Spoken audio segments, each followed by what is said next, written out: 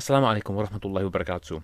So on Friday the 27th of August 2021, Ridvan joined the arena on Hamza's Den's channel where he was bringing up questions related to the Kabbah. He put forward the claim that it's not found in Christian and Jewish tradition, and he then used that premise to try and say this proves Islam false. Don't take my word for it. Ridvan will tell you the claim himself now. One of the major issues that I have is the Kabbah. And I would like you guys, I know that we don't have enough time to discuss that fully. I will have to go very soon. Sometime I have to deal with my children. But I have a major issue with the Kabbah because the Kabbah is at the center, at the core of Islam, of Islamic belief. According to the Quran, the Kabbah was the first house that was built for Allah. And it is right there at the center in the mother of cities, Mecca. And according to the Quran, again, Allah gave Abraham and his son the mission, Ishmael, the mission to establish the Kabbah for him, and then to set its final stone, and then to go out into the world and to tell the people to come to the Kaaba and to visit it and to circumambulate it and so on. So when you look at the Islamic narrative, what you see is that the Kaaba is a hugely significant thing, right at the core of Islam. I mean, everyone knows that it is right there at the core of Islam. The narrative is that Abraham himself was given the Kaaba and he was given the mission to spread the word about it. Yet when we look at the history of the Kaaba, we see that the Kaaba is not found in history. Christians and Jews, who were the people who ran with the Abrahamic tradition and history, had no idea what a Kaaba is until Islam came forth in the 7th century and started, becoming relevant in the world. So how do you guys exactly explain that, for example? Is that a discussion that you guys have? Well, because to me, it seems that the Kaaba is a pre-Islamic pagan Arab... You're not a Muslim, so you don't have to believe it. Why does it bother you? Well, because it proves Islam wrong. You idiot. I aim to demonstrate many things with this video: Ridvan's incompetence, how he's devoid of intellect, and how the Kabbah is found in past traditions, mainly Jewish traditions. Now I'm going to link evidences in the description like I did the last time I made a video on the apostate prophet. Please do check it out as it complements this video. And to the fans of the apostate prophet who are watching this, watch my video fully from start to finish and check the evidences too. Let me make this clear.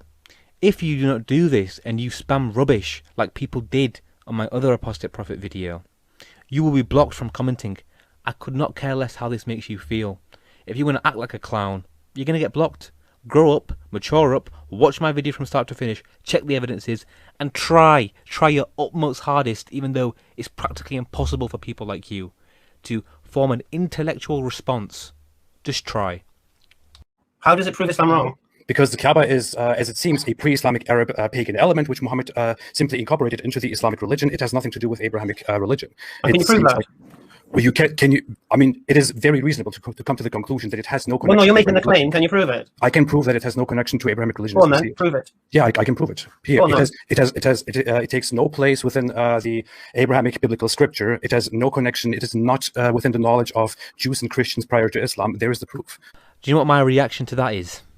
It's this. Basically, he was asked for evidence, and his source was... And the source cited is the author's ass. Well, no, that's not proof. That's an ad ignorantium fallacy. That's not proof. That's an ad ignorantium fallacy. That's not proof. That's an ad ignorantium. Okay, how about you explain? Well, no, you made the claim, mate. Okay, I leave it to you. How do you explain it? No. You make the claim. Well, I would explain it because, well, Hamza, I asked... Look. You made a claim. You brought your proof. As told you that's not proof. So have you got anything else? Okay, I asked you the question, right? I mean, that was the initial thing that I did. I asked you the question. So the Kaaba is at the center of Islamic belief, and it makes certain claims about the Kaaba. But those claims, when you look at it, cannot be proven, cannot be properly verified. And yet the Kaaba is at the foundation of Islam. How do you explain that big lack of information, of evidence? How do you explain this huge gap between the Islamic Kaaba and Abrahamic religion, when Abrahamic religion evidently has nothing to do with the Kaaba? What do you think the religion of Abraham was? It's not rather... I mean... how is it relevant to the issue? How can you explain the thing? There he is again with his most famous line. It's irrelevant. It's irrelevant. Do you know who you remind me of, Ridvan? You remind me of this kid. You could do so. Look, you acting like Islam was invented in the 7th century. Well, my question would be this: if you want to really go down that route, is why would the son of a slave woman be important to the Jews? Why would something established by the son of a slave woman be important to the Jewish tradition and the Christian tradition? That's not the point, though. I mean, because that's where the Arabs come from. But it is Abraham himself. It is Abraham himself, isn't it? That who is given the task to establish this, according to the Islamic narrative. And it is Abraham and his son who spread this whole thing to the world. And this is what Allah wants from humanity. But as you can see, for thousands of years, nobody even regarded the Kaaba as something important. Nobody even knew about the Kaaba until Islam came forth. Again, how does that make sense? That's pointless to even bring up. I mean, it's a fallacious reasoning. It's just, how is it fallacious? I mean, it's an ad ignorantium fallacy. It's absence of evidence is evidence. It's not evidence of absence. I mean, look, even if look, Ridwan, it's nothing to laugh at. That's a fallacious argument. That means that you're wrong. Do you believe absence of evidence is evidence of absence? No. In the case of Islam, when it makes such a big claim, however... No, as a principle. Okay, can you please let me speak? In the case of Islam, when it makes such a big claim, which concerns the entire foundation of the Islamic faith, but this claim cannot be verified, and we have a lot of evidence to the contrary, such as that Abrahamic religion had no connection prior to Islam with the Kaaba, then I would accept that we have reasonable evidence to believe that the Islamic claim is false. What you have is, even within the Islamic narrative, we have this understanding that the pagans changed everything at the Kaaba, right, and made it a polytheistic place of worship. Can you prove that? I have read the Quran more than 3 times. I studied the Hadith thoroughly. I studied Islam thoroughly. I studied basically everything about Islam. I can carefully say that I know more than 85% of all Muslims about Islam. I practiced Islam very, very strictly. I studied it very diligently. I read basically everything that you're supposed to probably study as a Muslim, and that most people don't study. So for a guy who's meant to have read everything about Islam, you know, everything, so he's read Seerah, he's read Hadith, he's read the Quran, he doesn't know this. So he asked Yusuf, can you prove that? I.e., can you prove that the pagans changed the Kaaba into a polytheistic place? And yes, we can. This is taken from the Seal Nectar, the biography of the Prophet, page 38. And as you can read, pause and read this. What does it say, Ridwan? It says most of the Arabs had compiled with the call of Ismail alayhi salam and professed the religion of his father, Ibrahim alayhi salam. They worshipped Allah, professed his oneness, and followed his religion a long time until they forgot part of what they had been reminded of, but they still maintained fundamental beliefs such as monotheism, as well as various other aspects of Ibrahim alayhi salam's religion. And then you read on, and you realize that a man by the name of Amr bin Luhay, who came back from a trip to Syria with an idol, because when he went to Syria, he saw that idols were being worshipped, and he assumed it was the right thing to do, and he brought an idol back to Mecca, placed it where? Where did he place it, Ridwan? In the middle of the Kaaba, and that was the catalyst for idol worship. As you read on, an idol called Al-Lat, Al-Uzza, Al-Manat that is spreading around Arabia.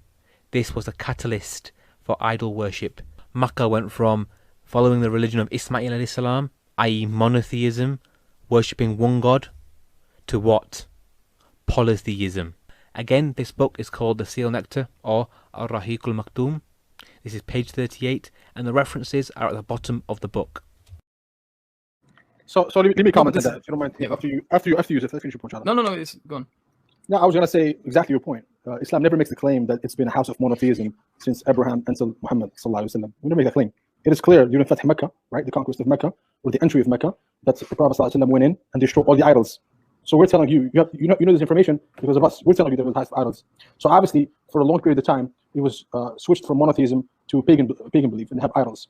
Now, if we entertained your question, right, although the brothers already demonstrated that it's not really logical, okay, because of your premise. But if we entertained it, you said Christians and Jews don't know about it. That's not true. Just because they don't believe it, for whatever reason, because otherwise they have to accept Islam, right? Doesn't mean it's not there. You know, the Bible, Psalm 84, talks about a valley of Becca, where there is a temple called Beit El, house of God, right? Where it is outside of Jerusalem, not in Jerusalem area. Now, throughout history, the Kaaba has been the only place of a house of worship that is outside Jerusalem. Now, some people try to say, oh, it has to do with the temple of Solomon. Huge mistake, because Solomon is the son of David. This was a psalm by David, and at the time, there was no temple of Jerusalem, no temple of Solomon. So the only place that was the worship of God, Beit El, is the Kaaba. And we have clear demonstration that David at the time was running from I don't know whether you know the history of who Saul is and these people. He ran away from the king at the time, and he stayed there for a while. So when he came back, he wrote a psalm about how much he misses this place where people go in congregation to the house of God. The only place we know on earth that people go in congregation And the word pilgrimage is mentioned there, by the way, in Psalm 84. The word people go on pilgrimage to a place called the Valley of Becca. Now, we know the Mecca is called Becca as well. It's mentioned in the Quran. And the Quran gets it so right to the level that when the Quran mentions Mecca prior to Islam, Allah refers to it as Becca. But when Allah talks about Mecca during Islam, some of the Prophet, he calls it Mecca because the name was changed. Now, there are plenty of references where we can find this information. Now, we ask, where is this place? It's called the House of God. People go in pilgrimage. That is not Temple of Solomon, and that is a way that David has to come back and visit. So it is there. It's also mentioned in Isaiah 60, where people bring flocks of sheep to the sacrifice in Beit El, House of God. This is prior to the Temple of Solomon. Okay, so one major issue here is that this is mentioned in the Psalms. It's a popular argumentation that is brought up. I already addressed it before in different talks. The issue here is the Valley of Becca. It says in that same book. It mentions it in context with people going on their way to Zion, which is Jerusalem, which is a place in Egypt at the center of Jerusalem. That's not what Zion is. Zion, according to the historical Jewish tradition, is the center of where God's representation on earth is. It could be the tabernacle, it could be the room, and in the end, it was at the center of Jerusalem. Yeah, it could be the Kabbah. If it can be more than one thing, the Kabbah can be included in that. So You mentioned that it could be the issue is you brought up one thing, which is that outside of Jerusalem there is no such place. That is false. According to the Torah, Abraham built more than 4 temples on his path throughout the Middle East, throughout these places. We have no record of him going ever down to Mecca. There is no such thing. Okay, no problem. Becca is also mentioned within the. Okay, just one moment. Becca is also mentioned within the Bible as a place that is has always known to be referring to a place surrounding Jerusalem. Now, if that one Valley of Becca refers to Mecca, and Jews had that book with them all the time, and this was so praised and sung, the Psalms are not a joke. I mean, the Jews have been saying that forever. Then why did nobody ever know about Mecca? Why did nobody go there? They did. That's why rabbis have converted to Islam. No. Including the Samuel. Well, you don't know who these people I'm talking about. Including the Samuel, including even Abdullah ibn Salam, some of the Prophet, and many ones. Just because you don't hear about them, that doesn't mean it's not there. There were books. There's a book called Ifham al-Yahud, Silencing the Jews, written by a Jew who became Muslim. He was a physician, a scholar, and a rabbi. His name is Samuel. All right, or a book about this. So there are plenty of evidence out there. Just because you don't have access to them doesn't mean it's not there. Now I'm talking about a sanctuary, a place called House of God, in a place called Becca that is not in Jerusalem, where Dawood had fled, had to run away far from Shaul, from Saul.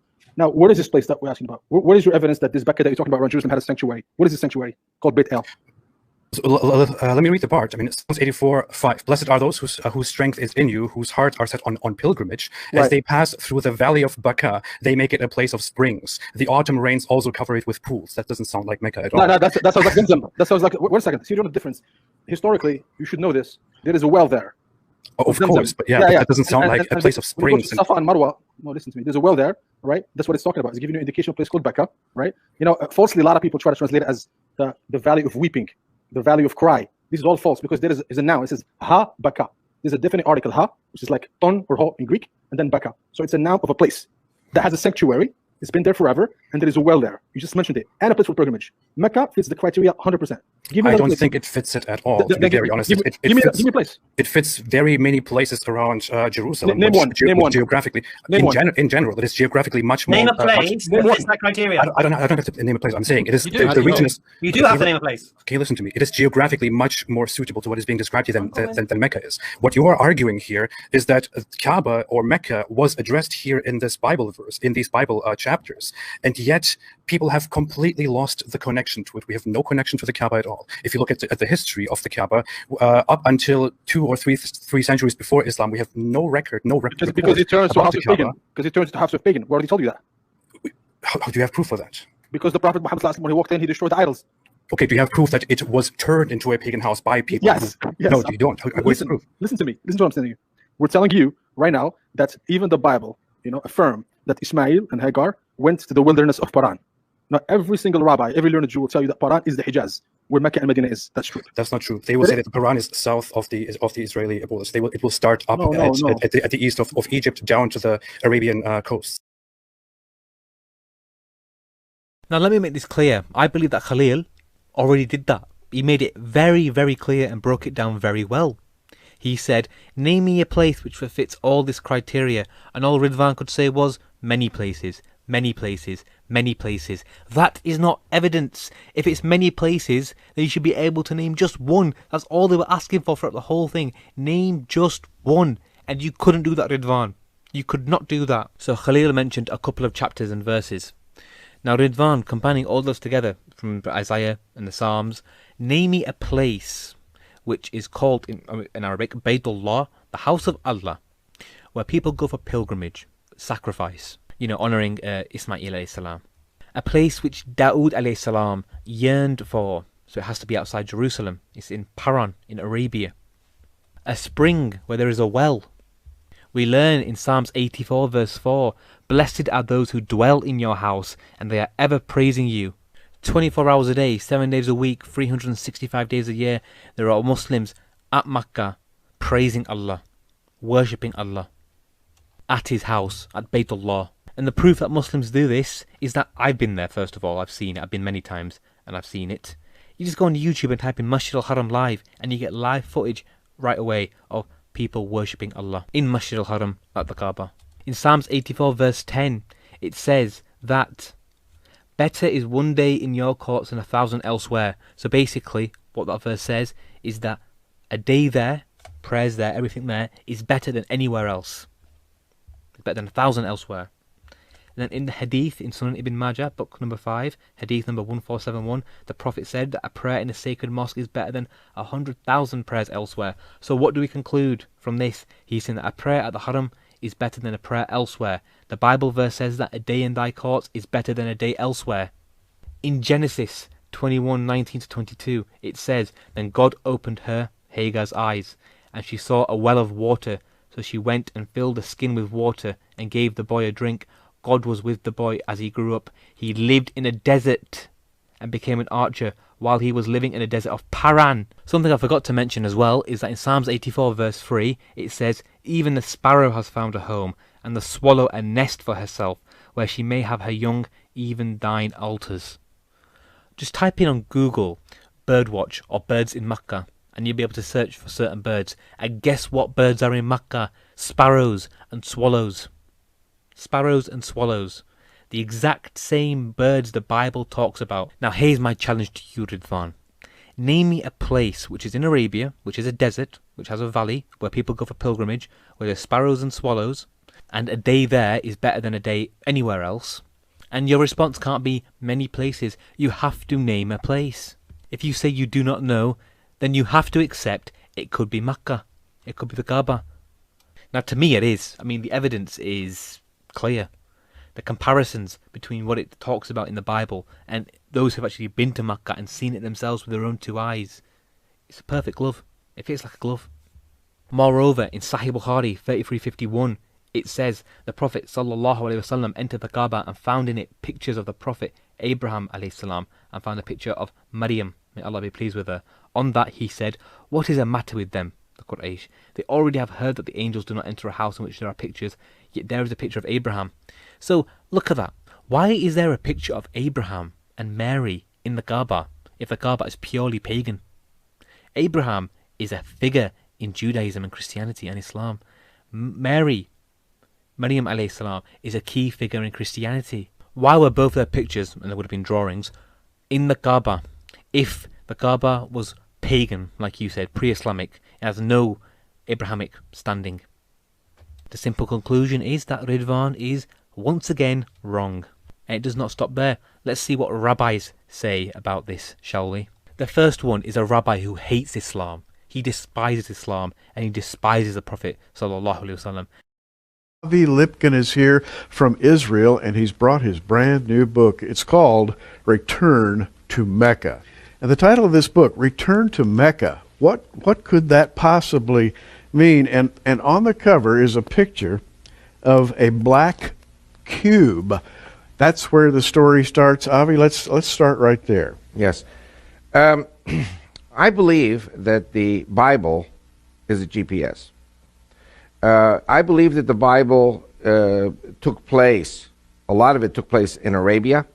Actually, in most churches, Christians say to me, we know that Mount Sinai, the real Mount Sinai, is not in the Sinai Peninsula, but rather in northwest Saudi Arabia. It's called Jebel al-Lawz. I am the first Jew in the Jewish world who's coming to the rabbis and saying, the Torah is a GPS.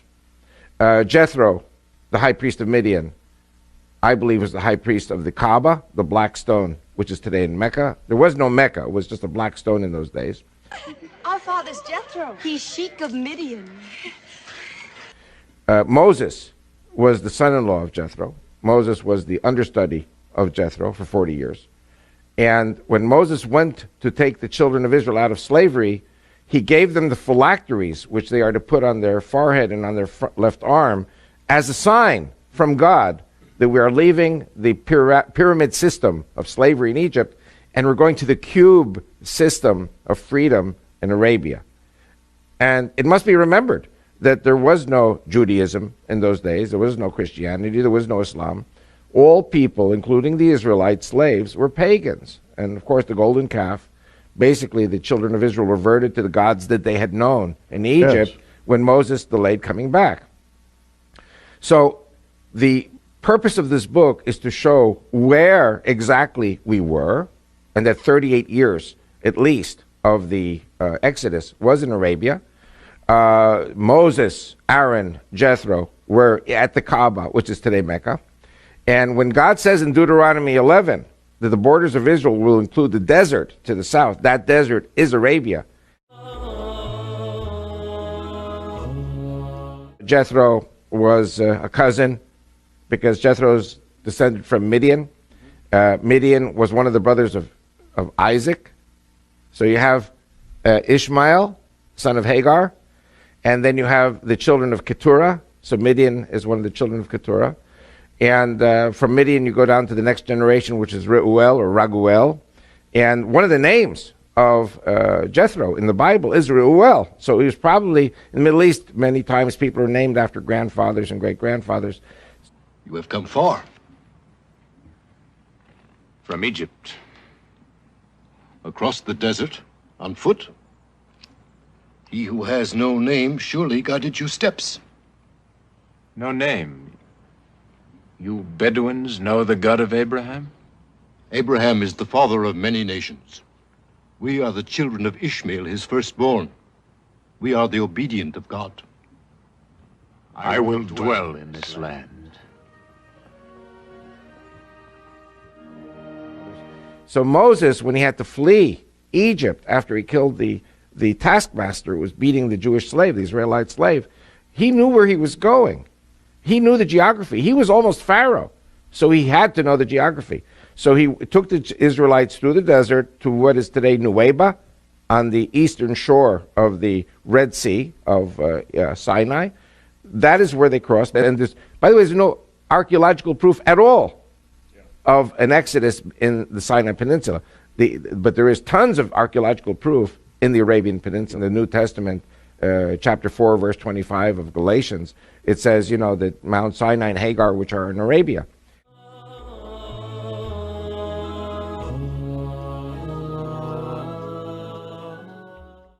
Josephus speaks very clearly that Sinai, the Ishmaelites are there, the troglodytes are there, the children of Keturah are there, the children of Esau are there.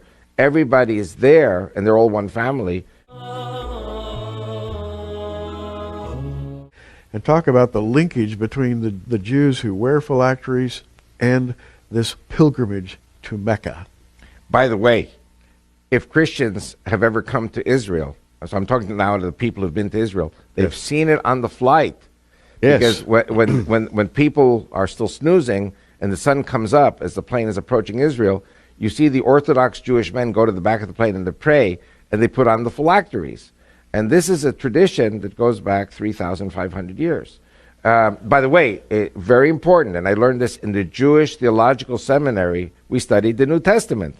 Matthew 23, verse 5. Jesus is criticizing the Pharisees, and he says, for all their works they do to be seen of men. They make broad their phylacteries, and they enlarge the hems of their garments, or the tzitzit on their prayer shawls. And it's interesting indeed that today there are three types of phylactery. You have the size A, the size B, and the size C. And so what Jesus was saying was, he wasn't saying don't put on the phylacteries, which I'm sure Jesus did. What he was saying was that if you have the $200 phylactery, and you have the $400 phylactery, and you have the $600 phylactery, which is humongous, don't spend your money on $600 phylactery, spend it on the $200, and give the $400 to charity to feed the poor. So, but it's something, it's in Matthew 23, verse 5. So we know that Jewish men in those days wore this.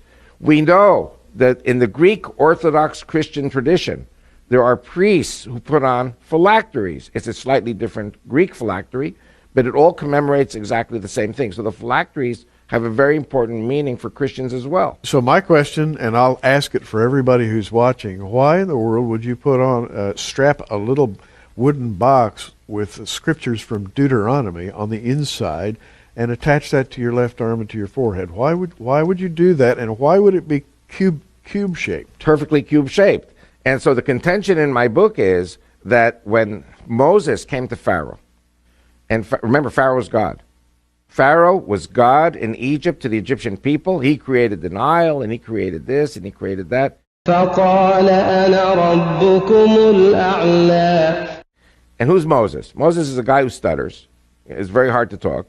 And God says, give the people a sign. And the phylacteries were the sign. He gave Pharaoh the signs. You remember his rod became a crocodile or serpent, ate the other crocodiles. Right. And the leprosy in the chest. These are all signs. And then later the 10 plagues.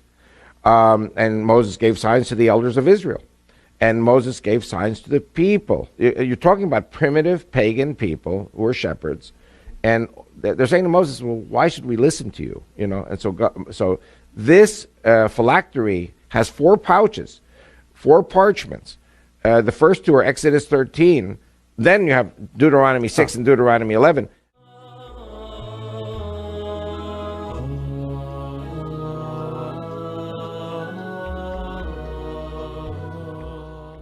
Exodus 13, we are still in Egypt. We are still in slavery. We're about to flee. But Exodus 13 talks about the, a sign on thy arm and frontlets between thine eyes. And, I know young people won't know the word that I'm going to say now, but there's a word that older people like you and I remember, which is, gyroscope. A gyroscope takes us directly in the direction we have to go. And Moses is leading the children of Israel out of the pyramid triangular system to the cubic square system of freedom in the desert. And again, Moses says to Pharaoh, let my people go so that they may circle me in the desert. The other 5 times, let my people go so that they may serve the Lord in the desert. But the first one is they should go around in circles. Now, Hajj is a pilgrim to Mecca. Hag is the Egyptian pronunciation. Hag in Hebrew means a holiday or going around in circles.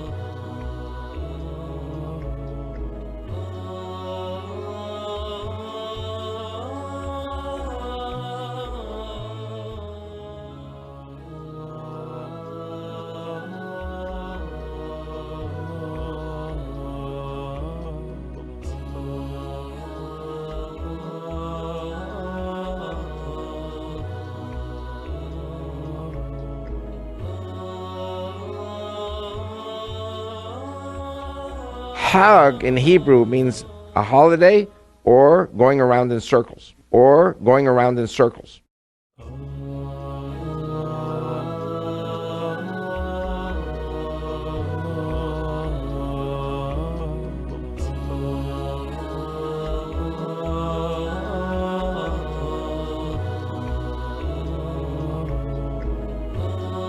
Or going around in circles. Or going around in circles.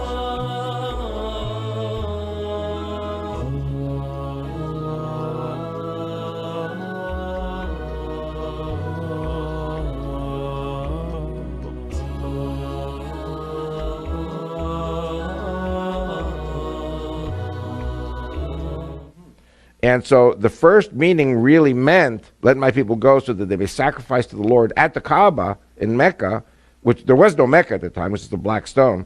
Jethro was the high priest. Moses was the understudy of the high priest. And so he knew why, spiritually, he was taking the children of Israel out of slavery from the pyramid system to the square system to Jethro.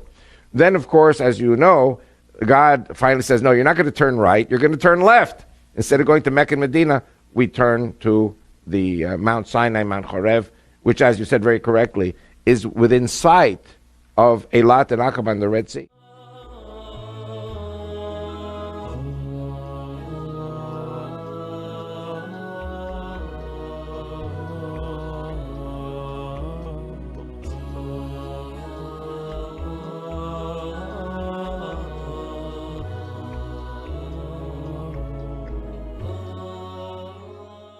By the way, my people, forgive me for being arrogant, are the Jews and the Christians together. Now, my contention through my book is, if we Judeo-Christians get Mecca and Medina, then we capture the flag, and it is the termination of Allah, who I say is Satan, and sending the devil to the pits of hell for 1,000 years.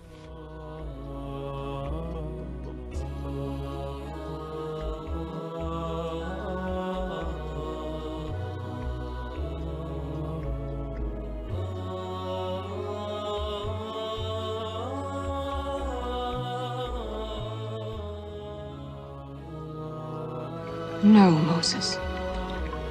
We cannot see his whole purpose. Even Ishmael did not know that God drove him into the desert to be the father of a nation. Did the little boy die in the desert, my father? No. God brought Ishmael and his mother Hagar into a good land. The same God who lived on the mountain? It may be, my son. Moses, Aaron, Jethro were at the Kaaba, which is today Mecca. قال إني أريد أن أنكحك إحدى ابنتي هاتين على أن تأجرني 8 حجج فإن أتممت 10 فمن عندك وما أريد أن أشق عليك ستجدني إن شاء الله من الصالحين.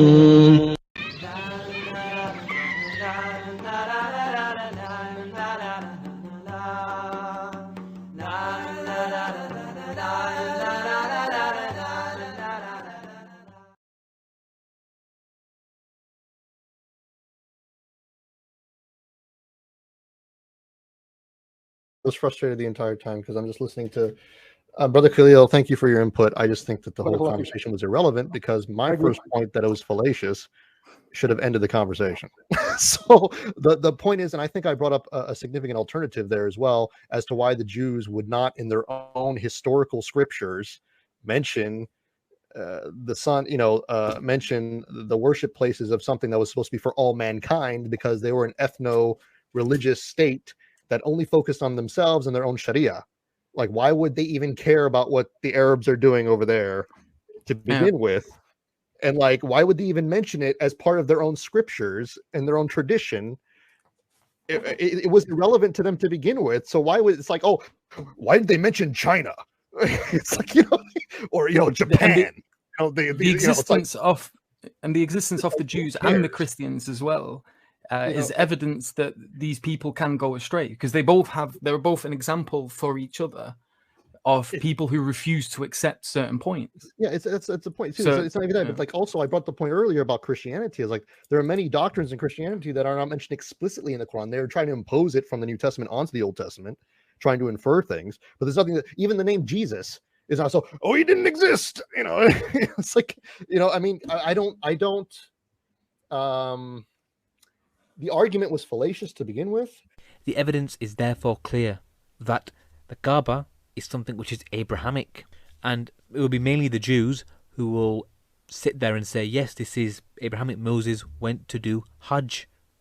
Khalil mentioned, and I think Yusuf mentioned it as well if I'm not mistaken, the reason why they're not going to mention it in their own scripture is because of bias. Look at the Quran. Ridwan claimed to have read it. He's read everything about Islam, remember? You should know, Ridvan, therefore, that when the Prophet did miracles and people witnessed it, they still rejected. In the Quran, when the past nations were given signs, they still rejected it. There are people out there who say that Muhammad sallallahu alaihi wasallam is in the Bible. They're in the Bible. Christians say he is not, and that specifically the passage in the Old Testament that Muslims use to try to say it refers to the Prophet, refers to Isa alayhi salam, Jesus, peace be upon him. But the Jews say it refers to Joshua alayhi salam, or Yaqub alayhi salam, Israel. The reason I mention this is because bias exists. So you have to be impartial as you can. And when you look at the evidence, you look at the Bible, you look at the descriptions that are given of this place, it can only be Makkah. Makkah is the one that fits it the most. And my challenge to you is to name just one place that meets all the criteria that Khalil mentioned in the arena to you, that I mentioned in this video. Just one place that fits it, just like Makkah does. So that's this video done. There are links in the description. Be sure to check it out. And if you haven't seen Ridvan going to the arena, I've left the link to Hamza's stream in the description, and I've left the timestamps as well. Go and watch it and see for yourself. Don't take my word for it. Go and watch yourself how Ridvan can't adequately answer questions and how he is clearly full of himself. Oh, one point as well. He uploaded a video on his channel, the part when he was on the arena, almost an hour long. And in the description, he's basically, and in the video as well, he complains about Hamza being mean to him. He mocks the death of Hajj pilgrims. He makes fun of Islam and attacks the Prophet, peace be upon him. He makes fun of some Muslim apologists, yet he wants people to be nice to him. It's so funny, isn't it? It's like Ridvan slaps a baby in the face and expects people to give him a hug and kisses and roses. Grow up, Ridvan. Stop acting like a child. If you want civility, give civility. Alright? You want people to be nice to you, start being nice to them. The facts are, you are an ignorant, arrogant, hypocritical coward who knows nothing about Islam, has deceived hundreds of thousands of people into thinking you actually know something just because you used to be a Muslim. Do you know what's funny as well? I forgot to mention this at the beginning. He says this. Listen to this. I want to say that I find it personally a big waste of time to discuss theism and to discuss specific moral arguments, the societal expectations and problems and all that. If you find it a massive waste of time, you fool, why did you then debate Daniel Hakikachu on Islamic law? Which, if you watch it, Daniel Hakikachu talks about it in society and in practice, which you say you find useless. Then you also say you find theism useless. But why did you go on the Thought Adventure podcast and debate them? Oh, sorry, it was all an interview, isn't it? Oh, it's Q&A. I don't know, you can't make your mind up what it is. But why would you go on their podcasts? Why would you go onto his channel and talk about it if you find it useless? Here's what's happened. There's two things that have happened. One, you clearly have no desire at all for genuine, honest dialogue seeking the truth. You're just a content creator and you want to appease your fans in any which way possible. And two, you probably went onto these podcasts and onto Daniel's channel thinking you're going to destroy them. And you didn't expect to get demolished that easily. And now you're a coward. You're a coward. And you say, oh, I find it useless now. You're double downing on yourself. You're double downing and thinking, oh, you know, this is useless. It's irrelevant. It's all irrelevant. That's what you are. You are the same thing which you say when you don't have an answer. Irrelevant. You're nothing special, Ridvan. In 10 years' time, there'll be a new you. 20 years' time, a new you. Long after we're both gone, Ridvan, there'll be another you. There'll be another you. A deceptive, arrogant coward who thinks he can destroy Islam, but will end up in the ground just like everybody else. And then you'll be returned to your Lord, and you're going to be asked about what you did. And on that day, you're going to be stood in fear. You're going to be stood in fear, thinking to yourself, what have I done? I spent my whole life, most of my life doing this. How many people did I mislead? And all that will be on you. And this is going to go straight through your head, so it's more so a appeal to your sincere fans, if there are any. For your own sake, people, stop watching this guy. He knows nothing. It's been established. Look at my website. I have a section on refutations of him. Go through it. He knows absolutely nothing. But that's this video done. Inshallah you found it beneficial. There'll be links in the description.